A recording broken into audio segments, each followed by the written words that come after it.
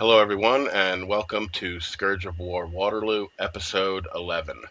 Now, yesterday was June 16th, 2017. It was the 202nd anniversary of the battles of Quatre Bras and Ligny.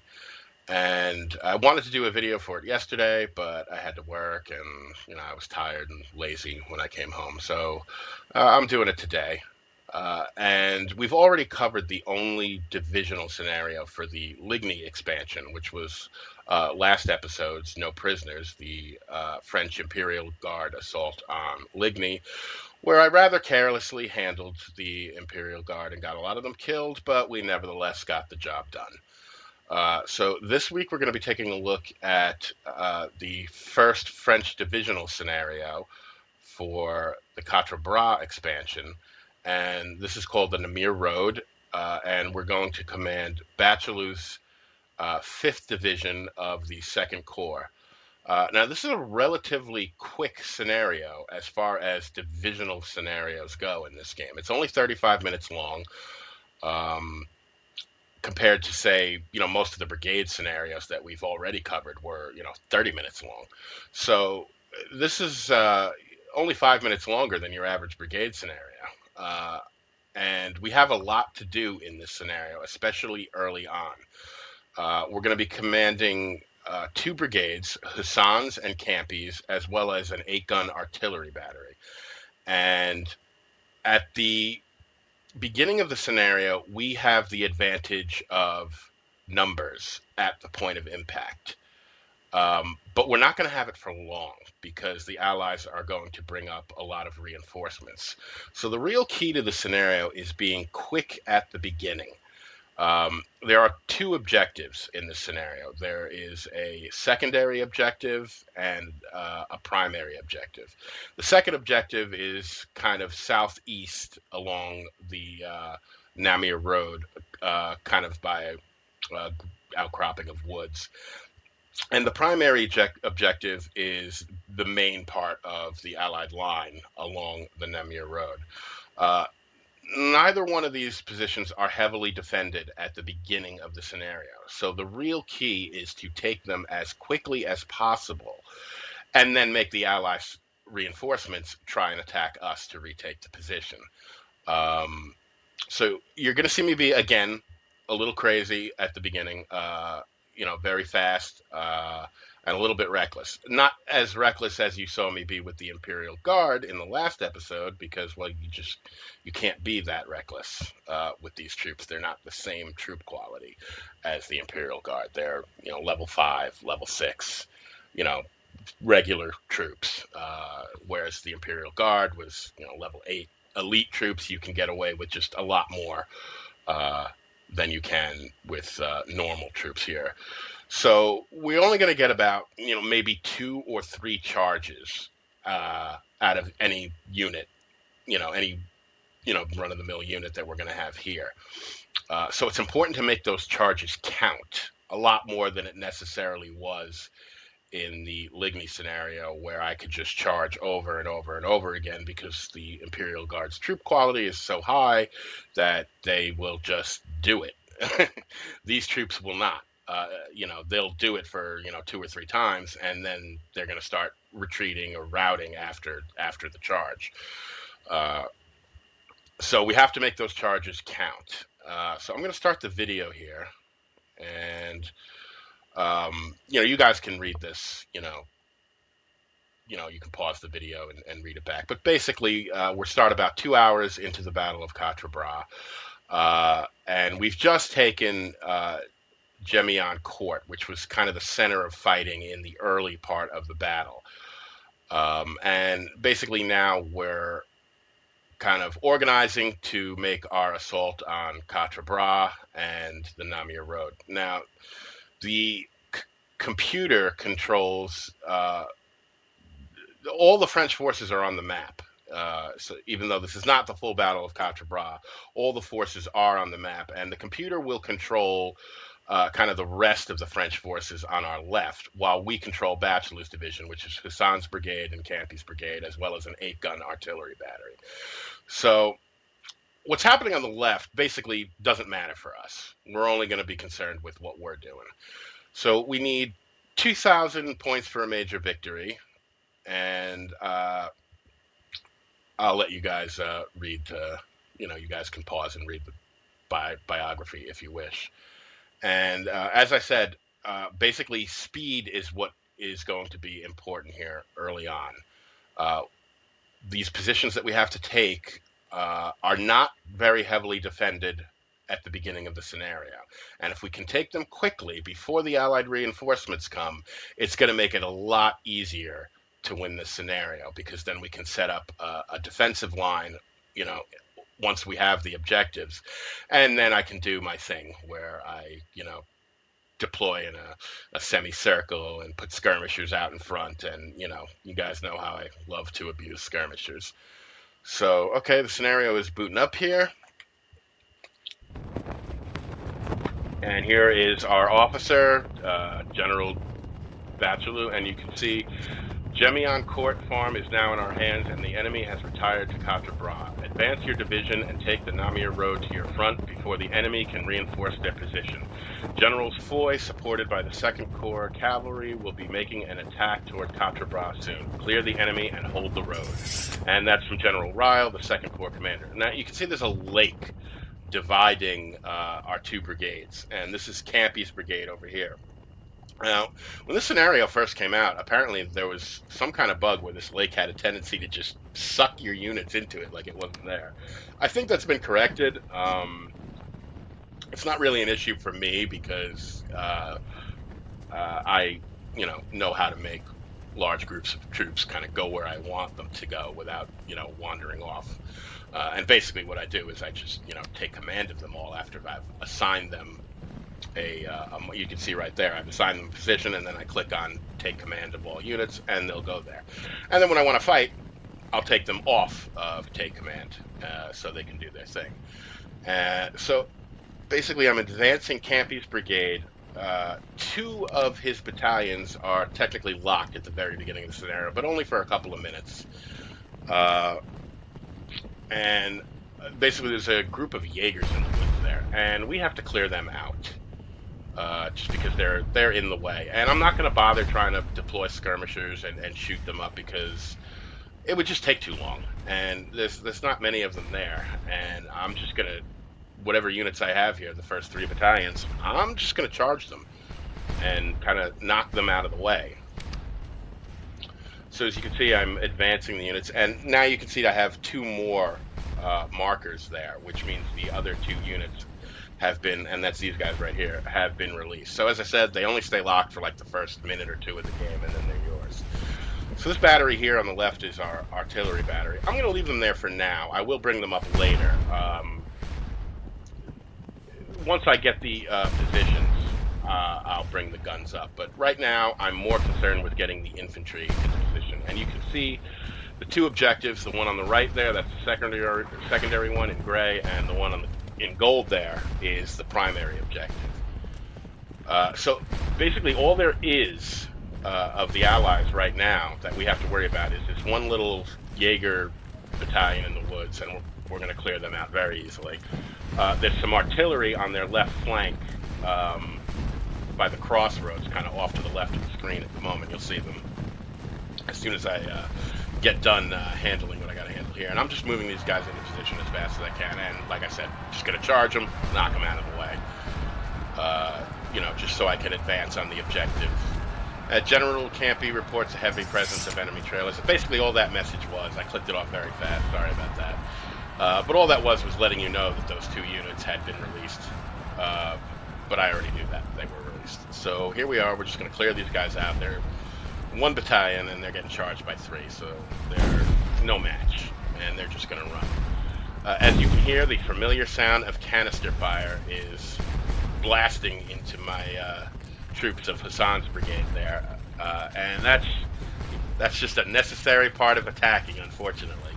I don't like taking canister fire, but in this instance, we got to be quick, and we just gotta get a move on. So we're gonna have to take some of this, and that's just part of attacking when you have artillery in your front. So as you can see, I'm moving the brigade ever closer, and I'm double quicking them just because I want to charge these batteries, these guns, before they have a chance to do just too much damage to me. So that's why I'm double quicking. Again, I said I'm going to be a little reckless early on. You'll see that I'll change my my play style after we take the objectives, but it's important to take these objectives before the Allies' reinforcements come up, and you'll see why when they come up. It's a lot of reinforcements. It's much easier to defend against them than it is to try and attack and take the objectives, through their forces. So we've taken the guns, and because we captured them with infantry, they're now going to turn into French guns. And while that's going on, we've cleared the Jaegers out of the way in the woods, and we're going to start to advance Campy's brigade and have them come up the crossroads, and these guns are going to run away. So there we go. I will leave one unit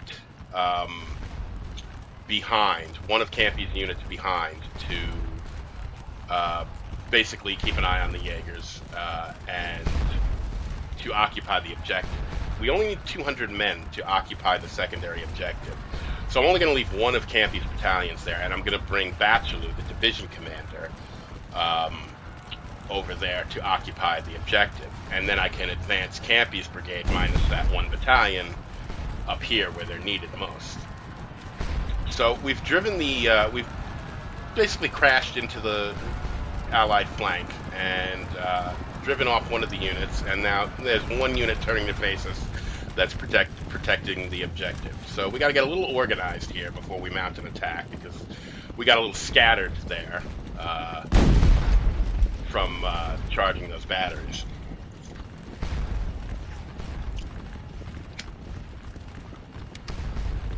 So this is the unit that you can see I've selected to basically just move in on the Jaegers, and we're done. They're out of the way enough that we're not going to have to charge them anymore. What I'm going to do is just move that line up to them and deploy some skirmishers to shoot at them. And now you can see I'm bringing Waterloo up to occupy the objective. And basically, once we shoot off these Jaegers here, I believe I take this battalion and have them occupy the objective. So we're just going to move our skirmisher unit, and we're now in the woods, so we have the defensive terrain benefit, which is another reason why I didn't use skirmishers when we attacked them initially, because they were in the woods and we wouldn't have been, and it just wouldn't have been as much of an advantage. But now it is, because we're in the woods and we have the same benefit as they do. So now we are moving Hussein's brigade forward, and you can see as we kind of crest the ridge here, that we can see some of the Allied units that are behind this position.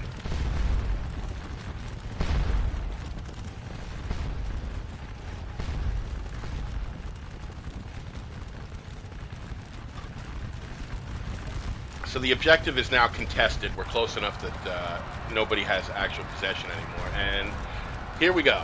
We're just going to charge them and get them out of there. Now, if you look off to the top of the map there, you will see just a ton of Allied reinforcements coming down towards our position. And this is the reason I'm being so crazy right now, because that's a lot of reinforcements.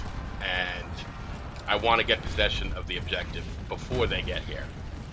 And we're going to do that. You can see they're running away, and we're very close to the objective now. Basically, I just have to grab hold of my leader here, Hussein, and organize a defensive line. And I just put them in line formation for now, but I will take command of every unit and kind of position them the way I like to, which is kind of more of a semicircle. And then I will put skirmisher units in front of the line, so that they are basically screening my lines, and they're shooting at the main Allied battalions.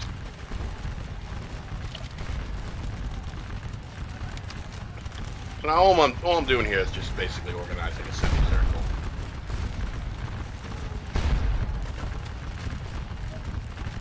You know, put all my units into line to bring, you know, maximum firepower to bear. And we now have the objective. So we have both objectives now, the primary and the secondary objective. And as you can see, we're, you know, only about 13 minutes into the scenario. So that's why I said we had to be very, very quick at the beginning here. And you see, I only charged like two times, 3 times, you know, just enough to clear off that objective as quickly as possible, so that we can take possession of them.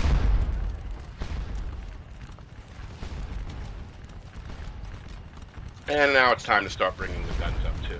Initially, I think about deploying them on the left to clear off these skirmishers,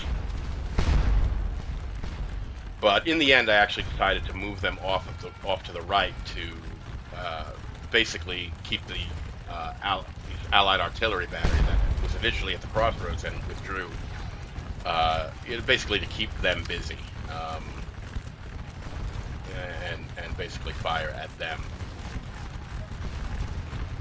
Yeah, here I got a click I didn't want, so I just clicked on the sky, so I canceled the movement, which is an interesting trick. If you ever want to move somewhere and you put a, you know, you right click down and it's not where you want to be and you don't want the unit to move, you can just click on the sky and it will cancel the move.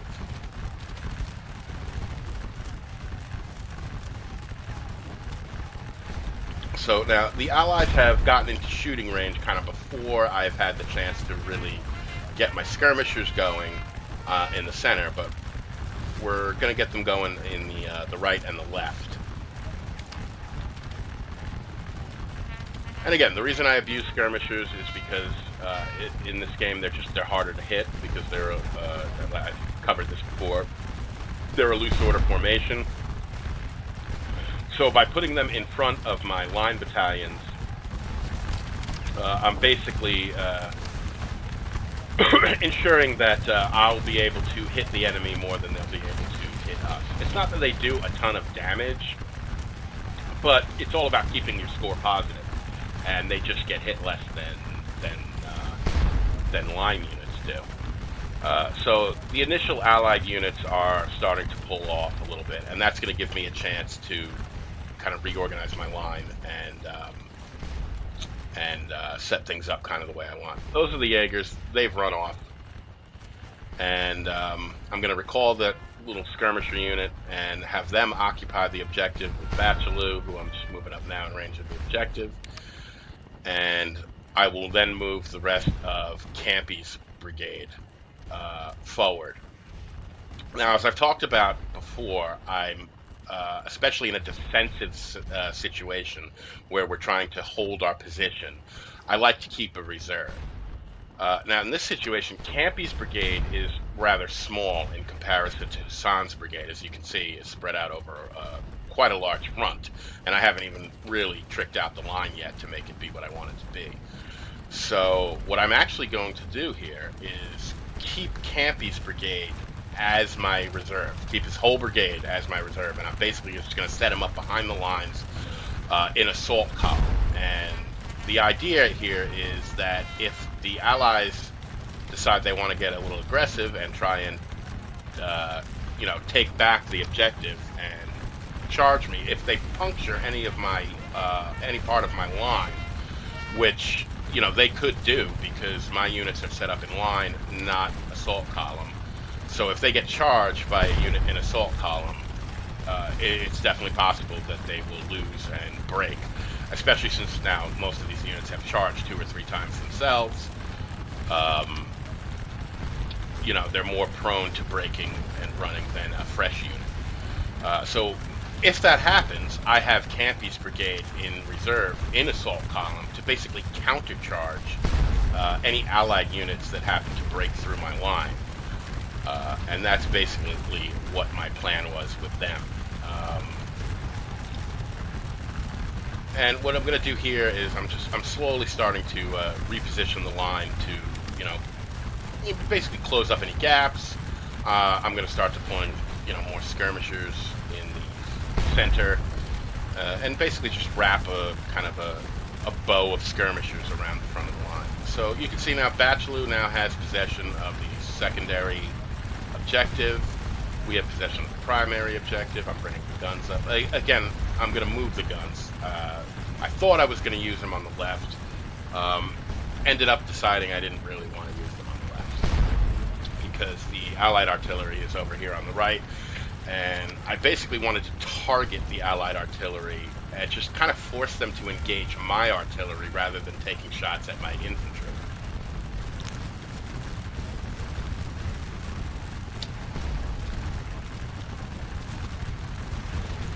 So as you can see, some of the Allied reinforcements have come up, and there's even more back there by Quatre Bras.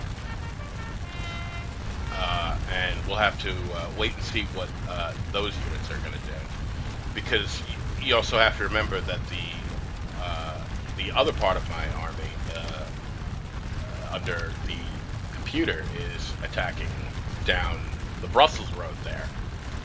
They haven't really gotten started yet, although I believe they will shortly. Now you can see my skirmishers have driven back the Dutch skirmishers. They don't run off, but they never cause me any more trouble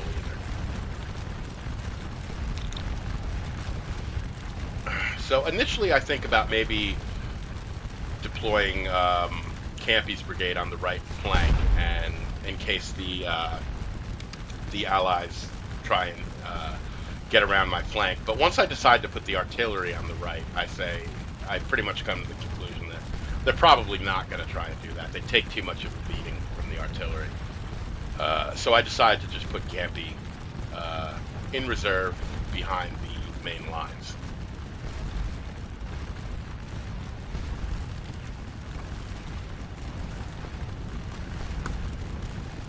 And as the line takes shape, I will kind of readjust some things. I'll move the artillery kind of further. There we go.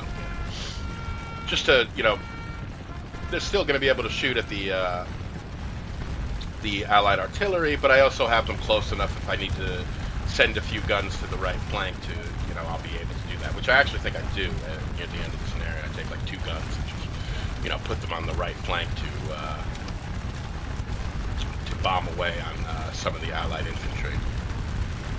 So as you can see way back there in Quatre Bras, some of the Dutch cavalry is starting to move off, and some of the infantry started heading our way too. Now I'm not really worried about the Dutch cavalry. I've played the scenario before, and usually they end up engaging the French cavalry, and they don't really bother with me. So I'm basically going under the assumption that that's going to be the case again, that they're not really going to head my way. So everything's kind of going according to plan. We have the objective. We're setting up our defensive line. We have Campy's brigade coming up to be our reserve, kind of a counter-attacking force in case the Allies decide to charge. I will say, when playing as the French, I tend to notice that the Allies kind of don't charge the same way French units do. They tend to like to fight in line and use their firepower as opposed to trying to use the bayonet and break a line that way. So that's one of the reasons why I'm sticking skirmishers out in front here, is I'm not really worried about the Allies kind of charging my position. They don't seem to fight that way. They could. They have those formations. They could, form assault column and charge my position, but they just don't seem to do it as much as when you're playing the Allies. The French are more likely to do that.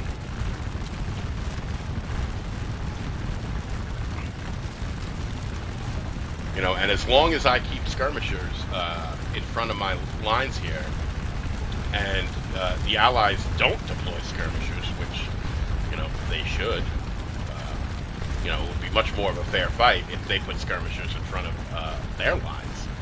But they don't seem to do that. They do deploy a couple of skirmisher units on my right flank, And you'll see that's when I kind of take 2 guns off of this battery here and send them over to help my skirmishers out, and that kind of tilts the odds in my favor. Which is always kind of what, I always try to avoid equal situations. Certainly I try to avoid unequal situations, but even equal situations I try to avoid, because generally the results cancel each other out. If you have a skirmisher unit fighting a skirmisher unit, it's largely a wash, because you're just as hard to hit as they are to hit. So if I have a skirmisher unit fighting a skirmisher unit, I'll try to bring a line unit up behind them to add fire to it, or if I have artillery, anything to give me a situational advantage. So as you can see right now, the Allies are in line formation fighting my skirmisher units, and that's kind of always the situation I want, because I'm going to get the better of it. And as long as they're in line, they're just going to shoot. They're not going to charge. And like I said, the Allies don't really seem to like to fight that way. They tend to like to stand there and shoot at you, which would be, advantageous if they used skirmishers as well. But they just generally don't seem to do it as much as the French do. So again, I'm just checking on my skirmishers and making sure everybody's getting the best of it, and so far they are. Now, even though the skirmishers have a negative score, if you go back to my brigade wrap-up video at the end of the brigade series where I talk about this, skirmisher units never apply their positive score to themselves. The score gets applied to their parent unit.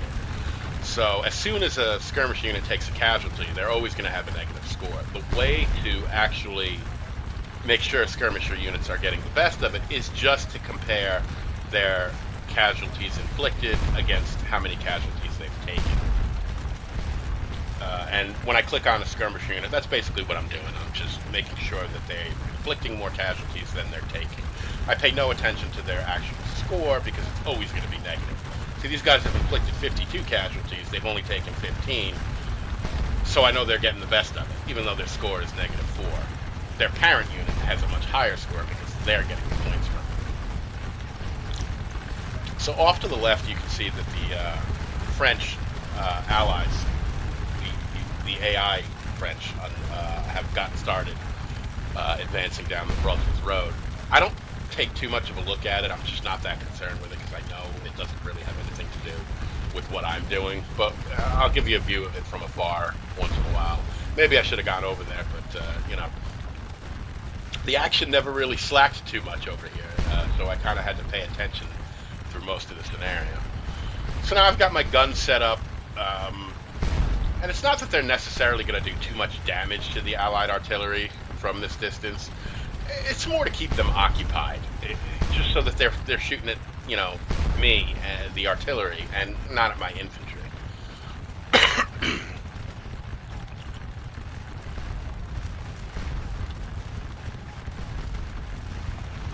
So some of the Allied units are falling back, some more are advancing. You can see there is a whole brigade deploying just back there near Quatre Bras, astride the Namur Road. You can see some French cavalry engaging some Dutch cavalry over there, and it doesn't look like they're getting the best of it.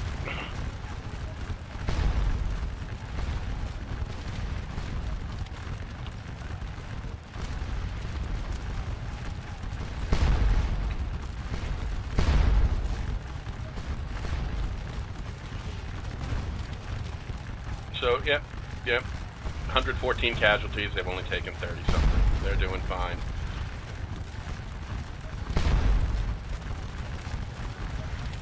And you can see that this whole brigade deploying behind. I wonder if they're going to come up. So I may start putting some skirmisher units, just to have more skirmishers up in front. But I actually don't think they ever advance. I think they just kind of deploy and sit there. Probably protecting against, any advance by me. But I already have the objective so there's no reason for me to continue advancing.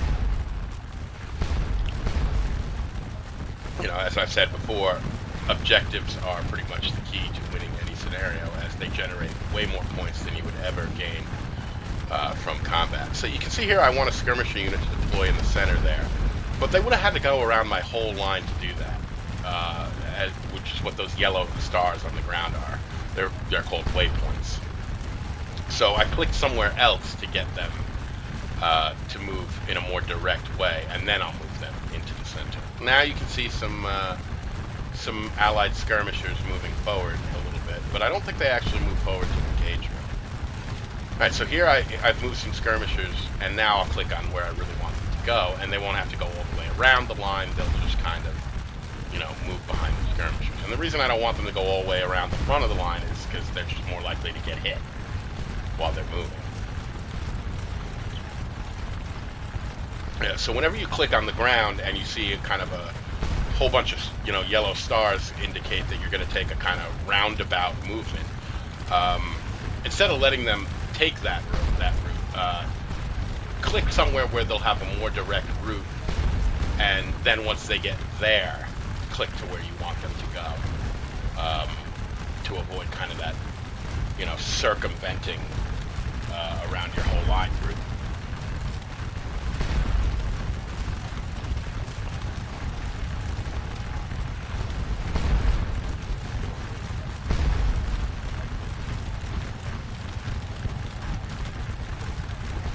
As you can see, the French cavalry over there on the Brussels Road is really getting their butts handed to them by the Dutch cavalry.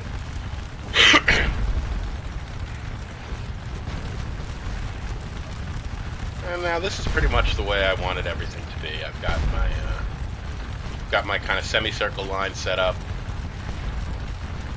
Got my skirmishers out front. Got the objectives. And now I'm just kind of holding my position, racking up the old points. Well, now it looks like the French cavalry has turned back the Dutch cavalry.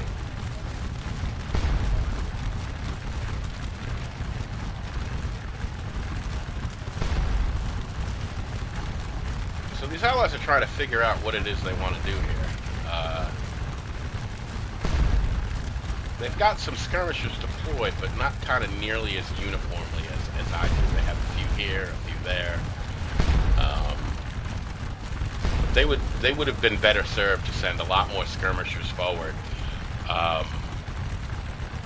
you know, to screen their advance. You know, which would have forced me to move my lines further up behind the skirmishers to give me an advantage there, and then they could have moved their lines forward. They actually have more numbers than we do at this point. But they never really bring them to bear, you know, in an overpowering way. Partly, I'm assuming, because, you know, they don't only have to pay attention to me, but they have to pay attention to what's going on my left. You know, and if the French start breaking through on the left, they have to be able to siphon some units from here to defend that road too, because there's only, like, you know, basically the remnants of the Dutch forces that were initially holding the forward area south of Quatre Bras over there. Most of the Allied forces are, you know, here, you know, kind of facing me at this point. So, you know, they may not want to, you know, really commit to trying to take back this objective.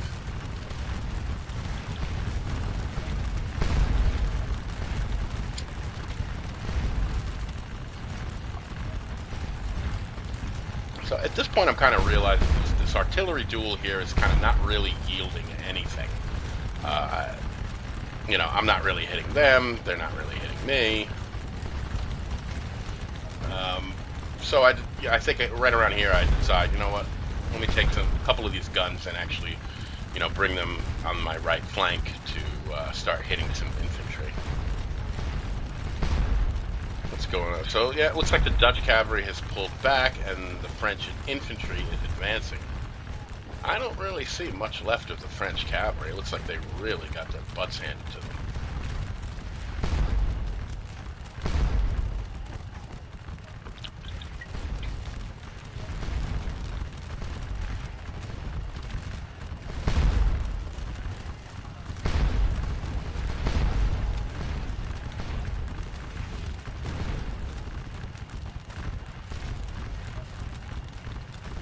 And I'm basically here just, keeping an eye on things.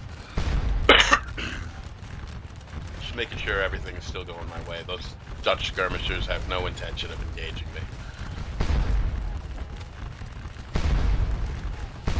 And I think at this point the Allies are just kind of happy I'm not trying to advance any further.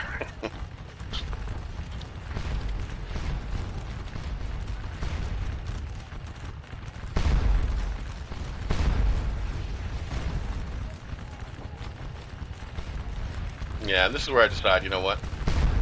Let's take some of these guns and actually, move them over towards my right flank, where maybe they can start shooting at some infantry, because this artillery duel here, while I'm doing a good job of keeping the Allied artillery focused on my artillery as opposed to my infantry, it's basically not doing too much at this distance. So siphoning off two guns that weren't really firing anyway to move them over and give them something to shoot at seemed like a good idea to me.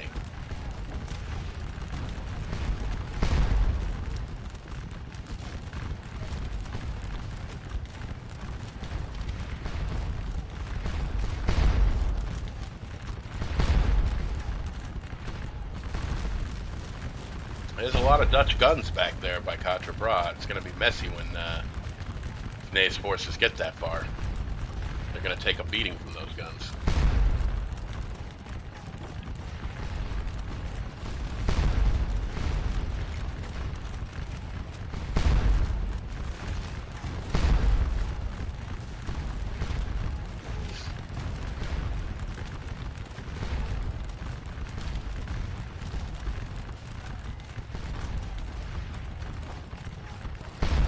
I feel like Ney definitely could have attacked much more forcefully on the left.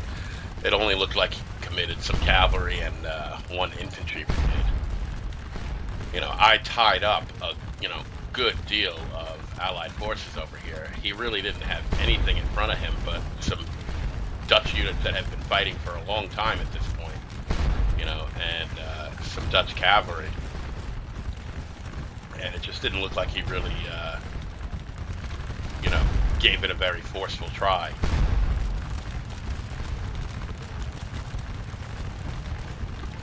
But I don't control him, so nothing much I can really do about that. I can only kind of handle what I have control over here, and it went pretty well for us. It was a little messy early on. We got hit with some canister fire as we were approaching, but that just kind of goes with advancing on an enemy position.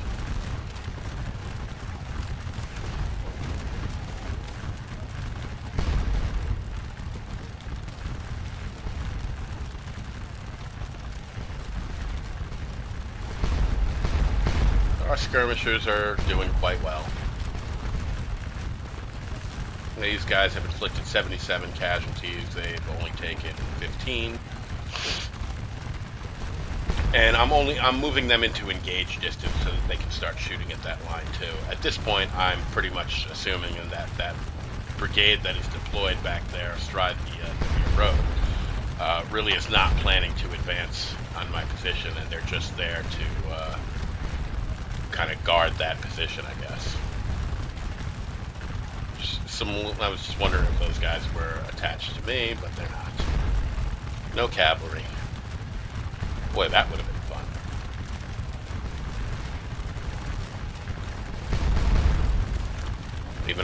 Even if I just had those two cavalry squadrons, when I had when all these allies were up here in line engaging me, I could have sent cavalry around the left and just kind of mopped them up. That would have been fun. But most divisional scenarios, you don't have cavalry.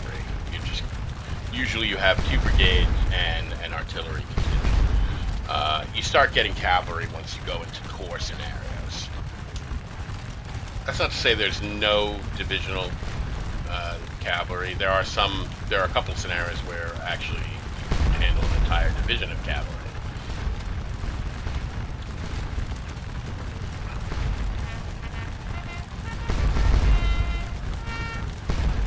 I'm just deploying some more skirmishers, just to kind of thicken up the skirmish line.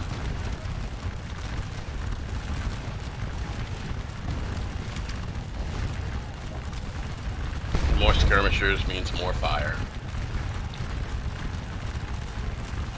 So now, finally, you can see over here that the Allies have actually put a skirmisher unit in front of one of their lines. But I'm afraid it's too little too late, because you can see a lot of the Allies are running at this point.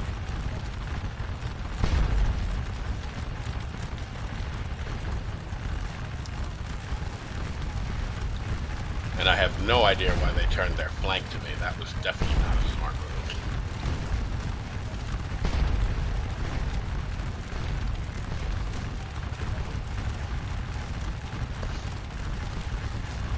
And so here I'm gonna take advantage of that, and I'm gonna move this skirmisher unit over a little bit, so that now I have two skirmisher units firing at them, and then I believe I'll deploy another one here to fill in that gap.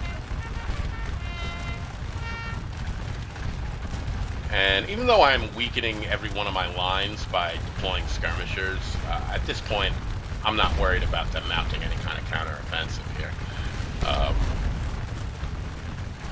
Yeah, see, they're turning and running.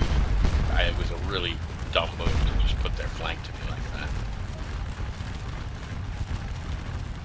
So now I've got some guns firing on my right here, and this unit that they're firing on is probably not going to stand there long, because now they're being shot at by skirmishers and artillery.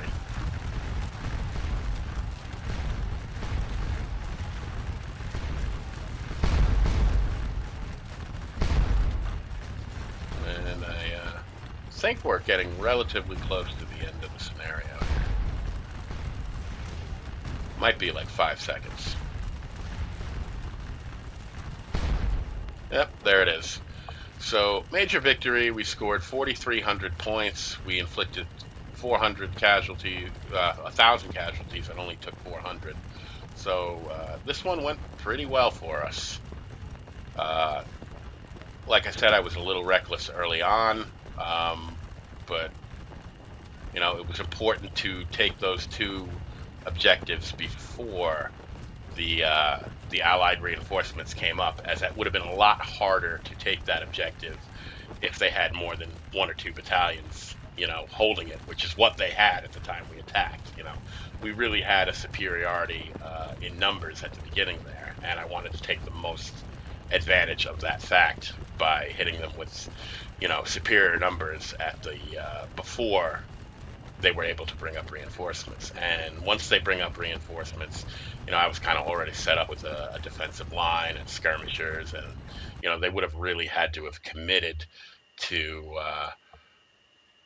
a major attack in order to take that position back. So, relatively straightforward scenario. Just if you guys want to play it, just remember, take those objectives quickly. Don't worry about how many casualties you take. You're going to get hit by some canister fire as you come up, and, you know, your score will initially go, you know, quite negative.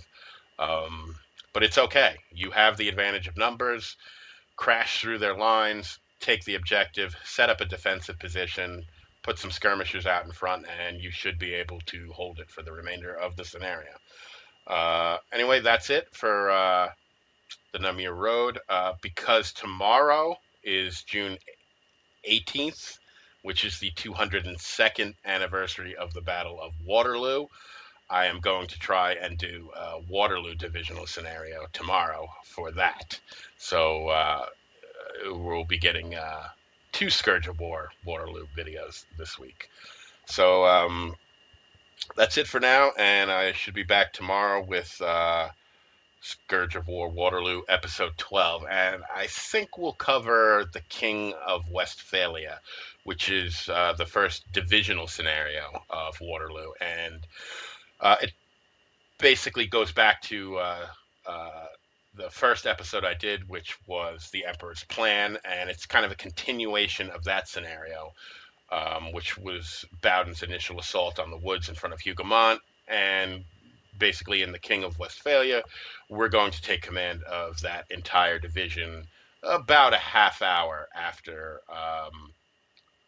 the first episode, which was um, the Emperor's Plan. That started at 11:30, ended at noon, and I believe King of Westphalia starts at noon, kind of right after that scenario ends. So it's kind of a sequel to the Emperor's Plan, and we'll cover that tomorrow. All right, guys, take it easy.